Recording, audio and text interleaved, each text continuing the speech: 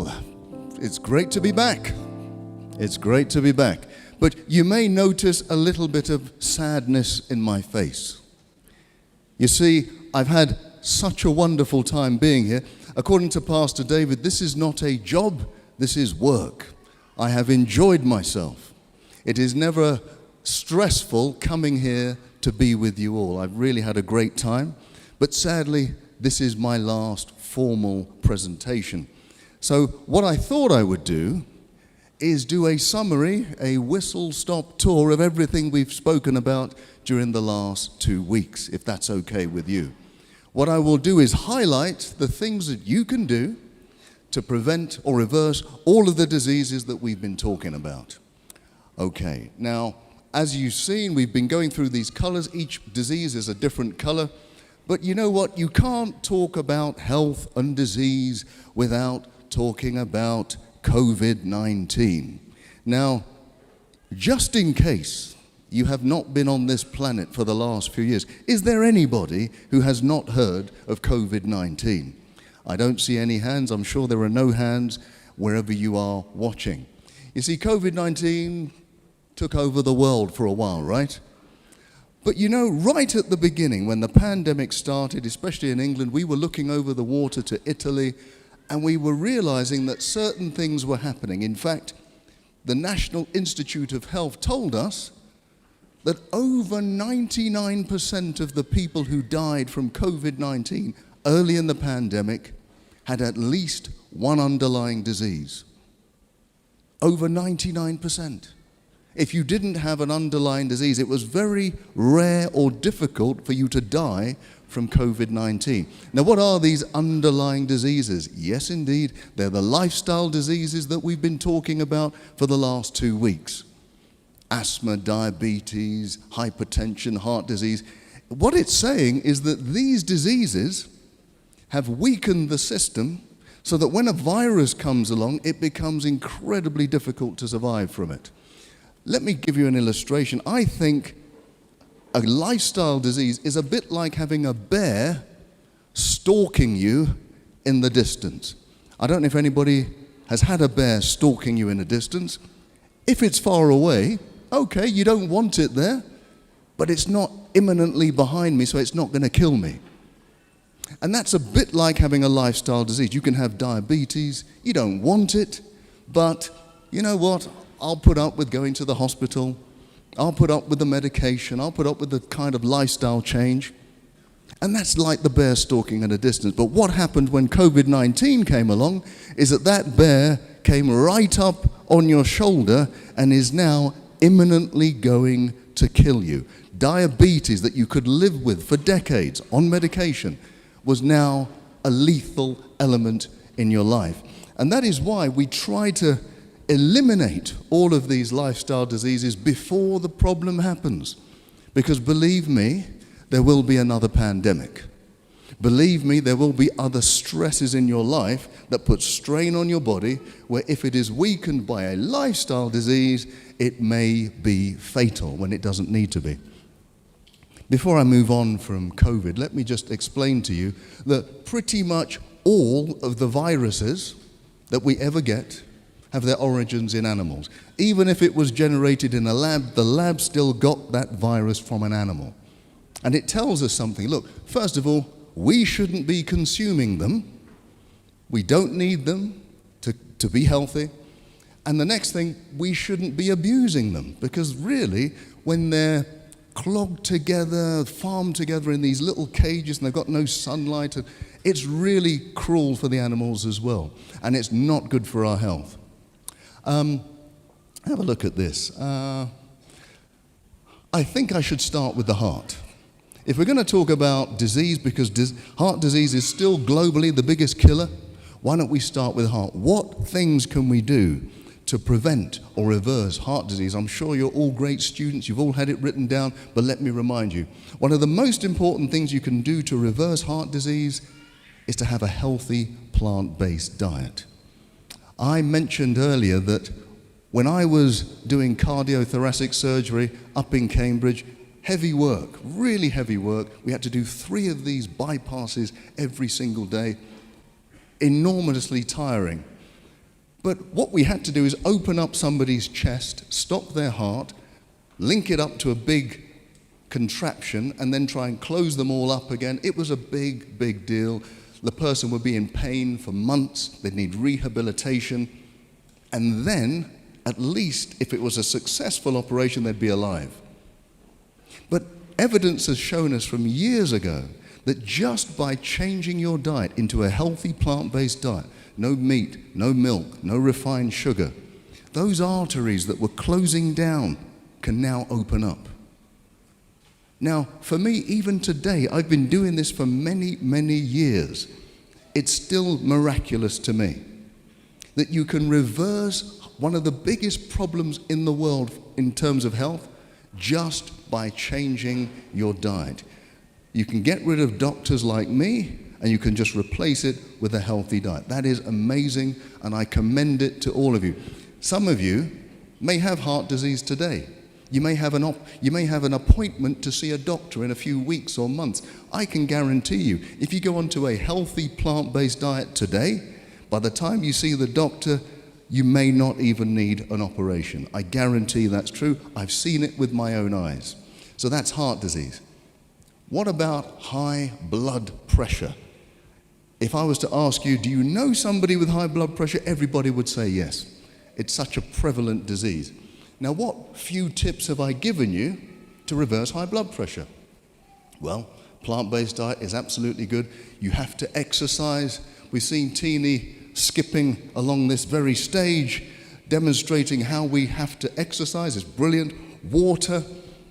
I think water is one of the simplest things you can do to lower your blood pressure. Remember the example I gave you.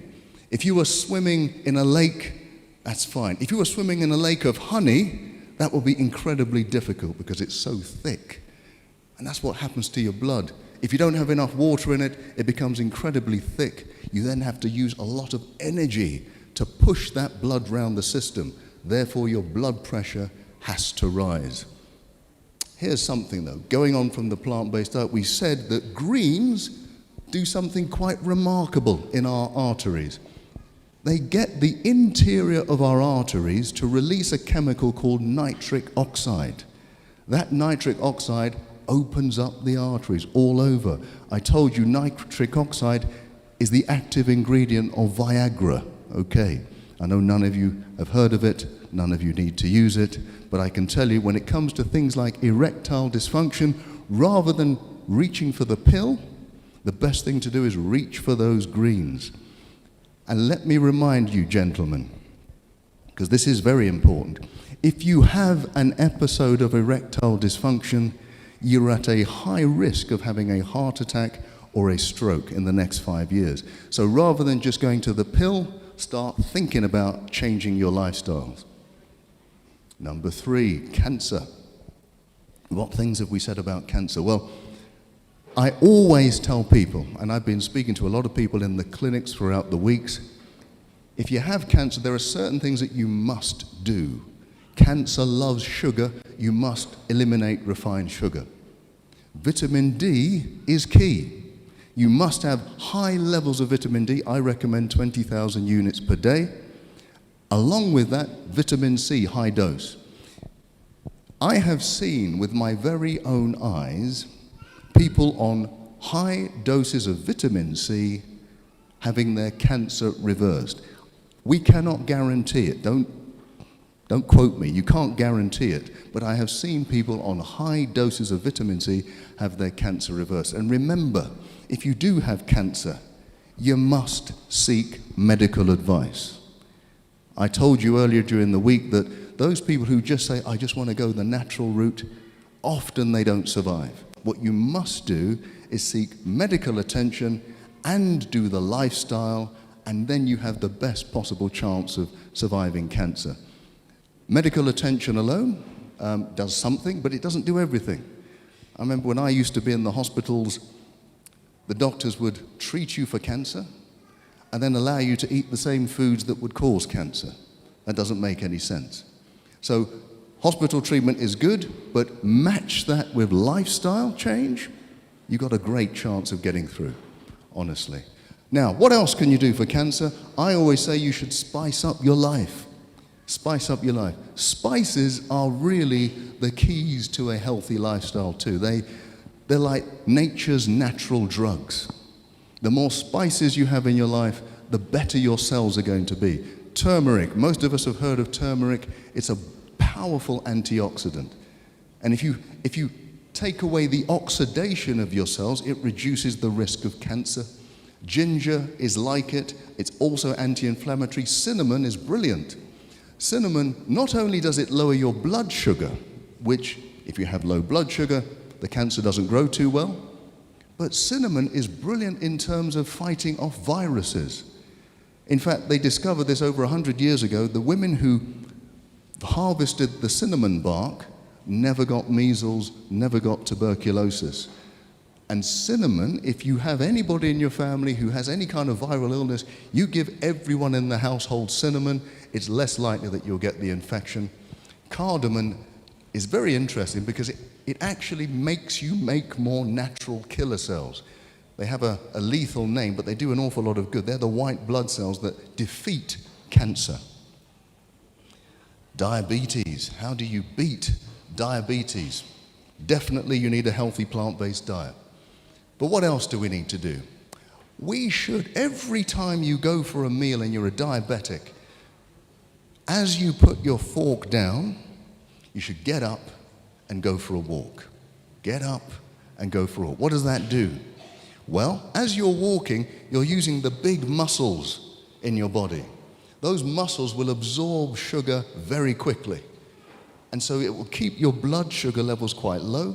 You then don't need to release a lot of insulin to deal with the sugar, and that means your cells can become insulin sensitive again. Insulin sensitivity is the opposite of diabetes. It can actually cure diabetes. I've told you quite boldly that anybody with type 2 diabetes does not have to live with it.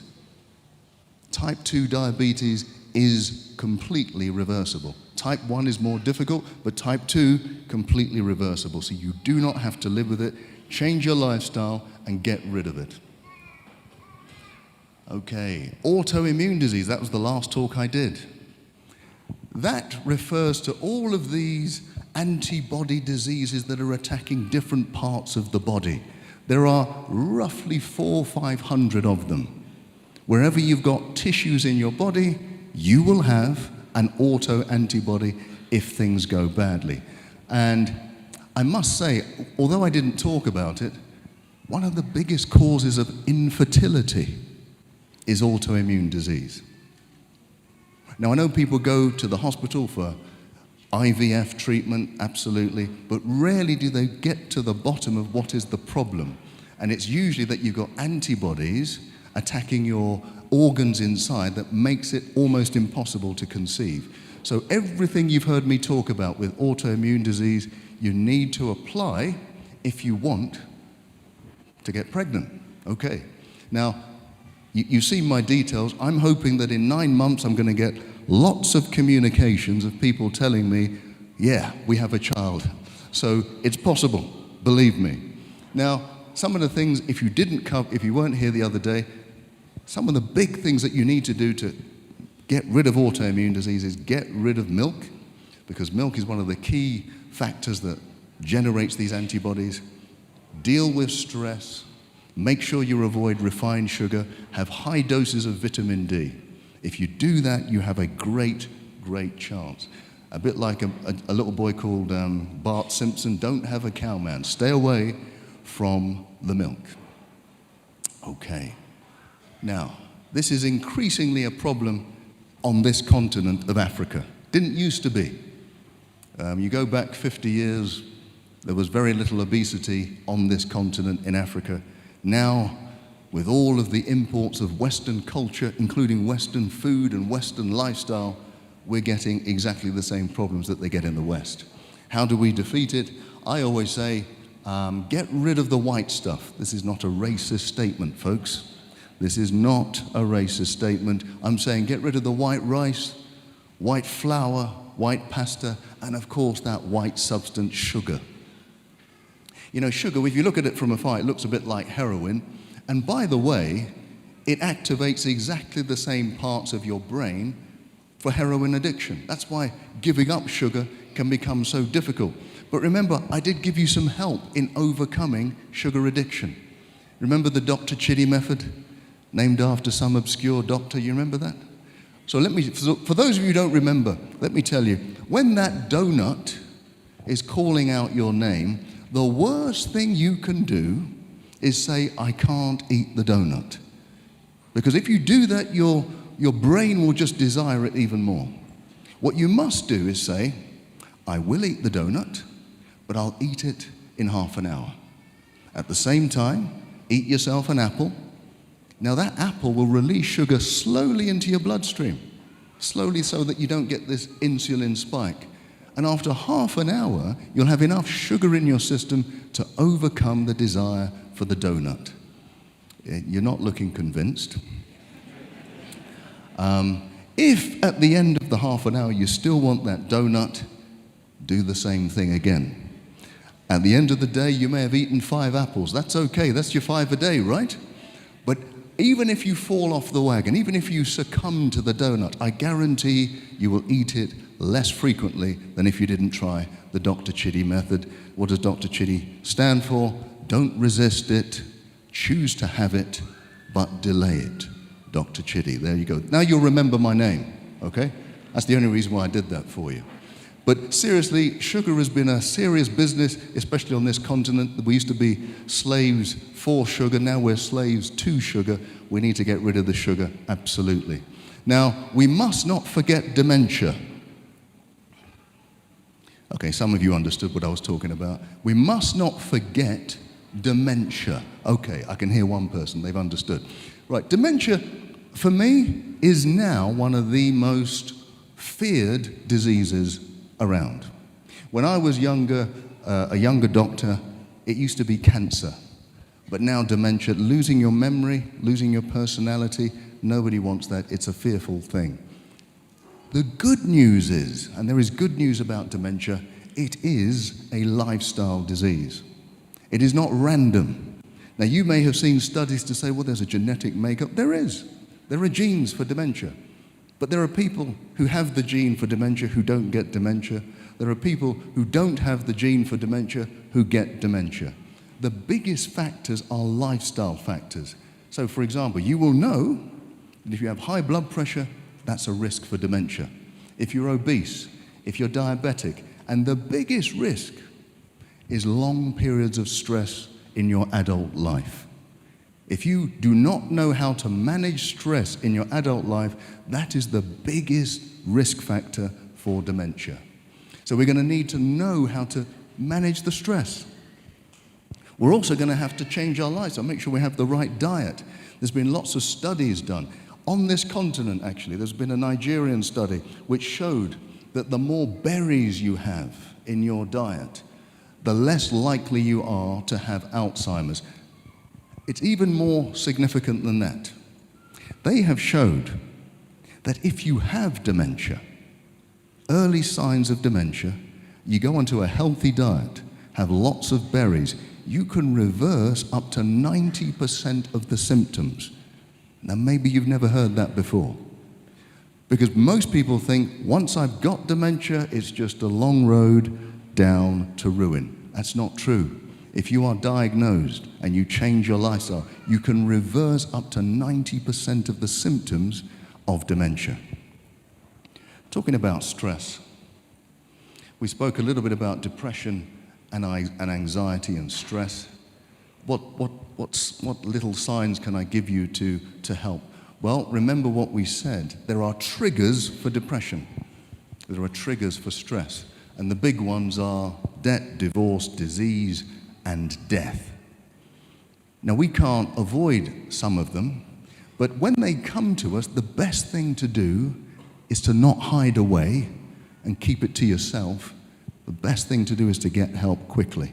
The quicker we get help, the quicker we understand that we're not alone, that other people are going through exactly the same thing, the quicker we can cure ourselves or head off depression. What else do we need to do? If you're depressed, you might find it difficult, but one of the ways to break that cycle of depression is to get into some physical activity, whether it's going for a walk, a run, a swim, whatever. Maybe you need somebody to encourage you to do it, but it will break that cycle of depression quicker than just about anything. The next thing you can do is do something, even if it's small, for somebody else. That sounds strange. You're depressed. Why am I going to do something for somebody else? Well, we have shown through scientific endeavor that by doing even a small thing for someone else, it takes your mind off of yourself. And that can break that cycle of that spiral of self-thought. So the more you can do for somebody else, even if you don't feel like it, think of it as if you're doing something for yourself when you're doing something for somebody else. Being kind to somebody else is actually being kind to yourself. What else? I mean, we have to know how to heal from depression, and we've talked about it a lot. Forgiveness. The quicker we can start to forgive ourselves, forgive others, if you're able to do that, it is a quicker release from the grips of depression and stress. Every study I've seen in the last 10 years has an element of letting go of past trauma, of past hurt. The quicker we're able to do that, the greater the chance we're going to be free from depression. And we want to be free from depression. Because in fact, even at the heart of most of these diseases that I've been talking about is a level of stress. Stress makes every disease worse. It doesn't improve one disease. Right, so in fact, we know that disease is what? Dis-ease. So if we want to get rid of disease, we're going to have to start to be at ease with ourselves. We can only do that if we learn to forgive, if we learn to let go, and if we learn to look forward and stop looking back. But if we do look back, if I'm looking back to that episode of my life when I was hurt, let it always be looking back with forgiveness. Let it never be looking back with hurt and bitterness and anger. Let it always be that I'm looking back with forgiveness. When we look forward, the reason why we're here, this is hope for Africa, right? When we look forward with hope. Because there is always hope when you are in the presence of the Lord Jesus Christ. There is always hope. It doesn't matter where you find yourself. You could be in the darkest prison. And that could be a physical prison or an emotional prison. We should always be looking forward with hope. When we look down, and by looking down, I'm telling you that there are people that are in need of your help, people who don't have quite as much as you. It may not be money, it may be just a smile, it may be some company, it may be anything. When we're looking down, may we always look down with compassion, because that compassion doesn't just help the person you're helping, it actually helps us too. And finally, the final place to look is to look up, and to look up with gratitude. Wherever we find ourselves to be, let's remember that God has got us here.